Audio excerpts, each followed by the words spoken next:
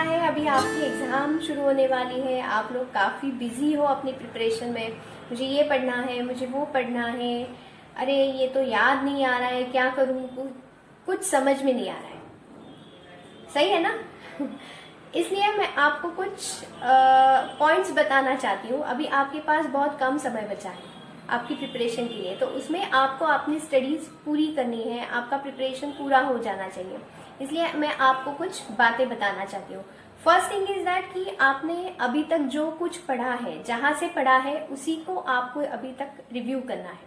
जैसे आपने मॉड्यूल से पढ़ा है या फिर किसी और के नोट्स पढ़े हैं, तो उसे बस आपको रिव्यू करना है चैप्टर वाइज। फर्स्ट चैप्टर है, उसमें क्या टॉपिक्स है, उसमें क्या पॉइंट्स है। सेकंड चैप्टर है, उसमें क्या टॉपिक्स है, उसमें क्या पॉइंट्स है, उसमें केस लॉज है क्या, उसमें कुछ आर्टिकल्स याद रखने हैं क्या, उसमें कुछ स्पेसिमेन ड्राफ्टिंग का कुछ है क्या।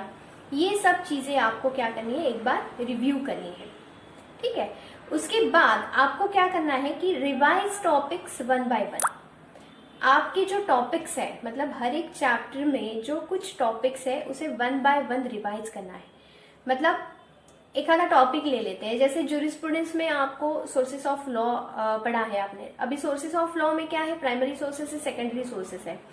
तो प्राइमरी सोर्सेस में कौन से सोर्सेस आएंगे, सेकेंडरी सोर्सेस में कौन से सोर्सेस आएंगे।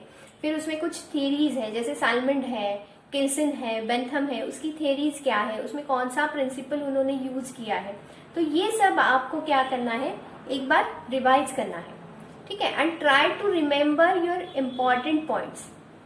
जैसे आपको केस लॉज पढ़ने हैं, केस लॉज में जैसे लीडिंग केस लॉज है, लीडिंग केस लॉज कौन से आपको याद रखना जरूरी है। कुछ केस लॉज ऐसे होते हैं कि जहां पर जो इम्पोर्टेंट होते हैं, मतलब जो लिखना बहुत ही जरूरी होता है, तो ऐसे केस लॉज आप याद करो।